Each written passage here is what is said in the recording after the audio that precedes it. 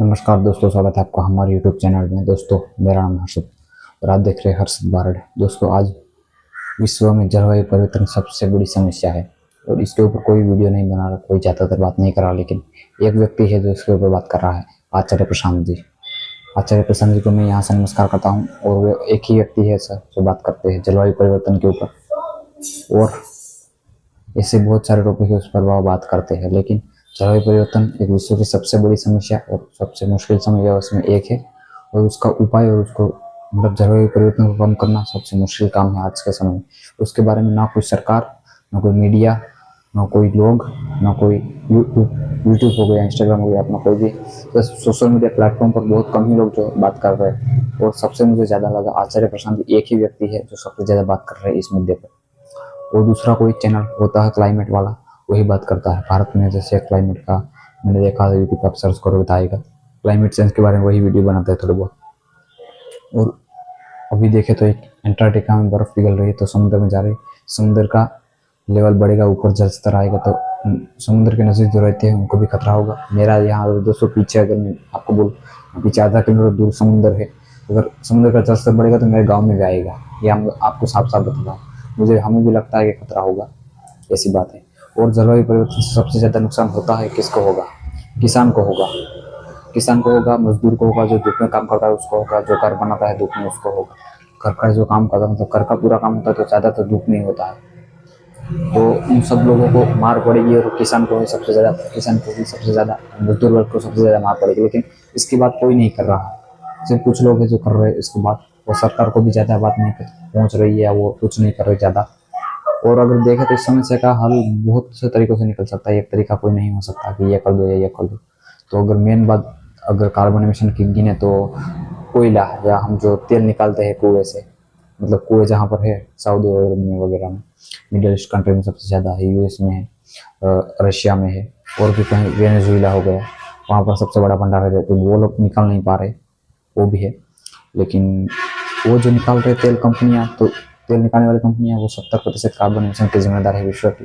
और 1% लोग, विश्व के 1% अमीर लोग जिम्मेदार है कार्बन एमिशन के 70 से 80%। तो 70 कंपनियां और 1% अमीर लोग, यही सिर्फ विश्व का सबसे ज़्यादा कार्बन एमिशन के जिम्मेदार है। लेकिन इसके ऊपर कोई बाहेधरी नहीं ला, कोई जिम्मेदारी नहीं ला। तो हमको इसके ऊपर बात करनी है और मैं आपको इसके लिए वीडियो बना रहा हूँ। तो आप दोस्तों मेरी बात समझिए थोड़ा, और लोगों को बात शेयर कीजिए और समझाइए, उनको भी आप भी समझिए। और मैंने भी आचार्य प्रशांत जी से दोस्तों जलवायु परिवर्तन के बारे में पहली बार सुना था, मुझे भी पता नहीं था कि इतना जलवायु खराब होगा। हाँ, ये पता होगा पीछे दरिया है मेरे, आ जाएगा तो हम मर जाएंगे। दूसरा, बारिश अच्छी नहीं होगी तो फसल खराब होगी। मैं किसान का बेटा हूँ दोस्तों। मैं अभी अपना इनकम सोर्स मेन देखूँ तो 6 बीघा जमीन है, उसमें जो होता है ना, उसमें मेन पानी के ऊपर रहता है, बारिश के ऊपर रहता है फसल का। मूंगफली हमारे यहाँ होती है बारिश के सीजन में। अभी बारिश आएगी 1 महीने बाद, फिर मूंगफली बोएंगे हम। बारिश आने के बाद ही बो सकते हैं ज़्यादा, अगर पहले बोई और बारिश नहीं हुई तो वो फेल, ऐसी भी होता है यहाँ पर। और बारिश मतलब 4 महीने में एक 15-20 दिन बाद बारिश होनी ही चाहिए, वरना वो फसल खराब हो जाती है और वरना कम होती है फसल। पिछली बार भी बारिश, फसल काट ली, उसके बाद बारिश आई और खेत में पड़ी थी, पूरी फसल गीली हो गई। पिछली बार थोड़ा उत्पादन हुआ, मतलब किसान को सबसे ज़्यादा नुकसान है दोस्तों मैं बोल दूँ। और आज भी भारत में 50 से 70% लोग किसानी से जुड़े हुए हैं। कंपनी फैक्ट्री में कम लोग काम करते हैं, दूसरा काम कम करते हैं। तो आज भारत में तो सबसे ज़्यादा गर्मी है, अभी 40, 45, 50 डिग्री तक तापमान पहुंच चुका है। और मैं देखो अपने गांव में दोस्तों, यहाँ समुद्र पास में है मेरे पीछे, आधा किलोमीटर 400 या 500 मीटर दूर है यहाँ से, तो फिर भी यहाँ 32 डिग्री सेल्सियस तापमान है, 32 सेल्सियस तापमान है। ठीक। और अगर फीलिंग क्या देखूँ तो 40 डिग्री बता रहा है गूगल में, अभी मैसेज आया था मुझे 2 घंटा पहले, तो मैंने देखा था 32-33 डिग्री तापमान रहता है, 35 का भी रहता है।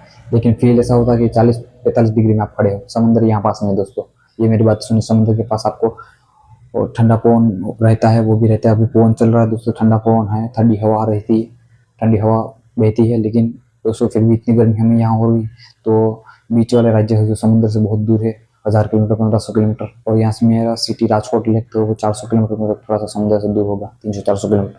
तो वहाँ भी बहुत गर्मी पड़ रही है। अहमदाबाद की तो बात ही छोड़ दी दोस्तों, वहाँ पर तो रहना मुश्किल हो चुका है, ऐसी गर्मी पड़ रही है। मेरे गुजरात में ही सिर्फ समुद्र से कितना वो दूर होगा, 600-700 किलोमीटर फिर भी।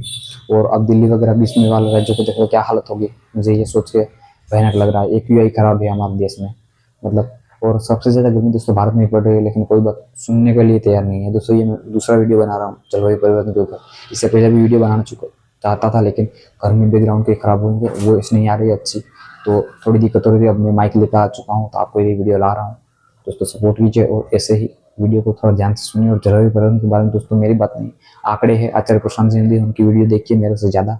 आप अभी चले जाते हैं तो मुझे कोई बात नहीं है, लेकिन बात सुनिए आप किसी की भी और समझिए जलवायु परिवर्तन के ऊपर आपको भी असर होगा, लेकिन सबसे ज़्यादा पहले असर गरीब लोगों पर होगा, मध्यम वर्गीय लोगों पर होगा, उसके बाद अमीर लोग की बारी आएगी। पहले हम ही मरेंगे, हम ही पीसेंगे। और आज अगर दोस्तों हमारे बच्चे हैं तो हम उनको क्या पृथ्वी देकर जा रहे हैं, यह बात देखिए आप। क्योंकि पृथ्वी धरती मैं तो माँ मानता हूँ अपनी, किसान भी हूँ मैं, तो उनको पूजता हूँ अपनी धरती माता को, और वो हमें खाना देती है, हम खाना खा पाते हैं। मैं तो दोस्तों शाकाहारी हूँ, हम वही खाना खाते हैं, फल सब्जी हो गया अपना, वही खाना खाते हैं जो खेत में से आता है। मैं मांस मच्छी कुछ नहीं खाता हूँ, और किसी को मार के खाना भी नहीं चाहिए, ये भी एक है। और मांस प्रोडक्शन दोस्तों हो रहा है भारत में, गाय बीफ वगैरह सब कट रहा है, मतलब देखे तो गाय भैंस अपना वो हो गया, बैल हो गया, सब कटते हैं और सब खाए जाते हैं। तो मांस प्रोडक्शन हो गया, तो उनसे भी जो जानवरों से भी जो गैसेस निकलते हैं मीथेन वगैरह, तो वो भी जलवायु परिवर्तन के लिए बहुत मतलब अच्छी मात्रा में जिम्मेदार होते हैं।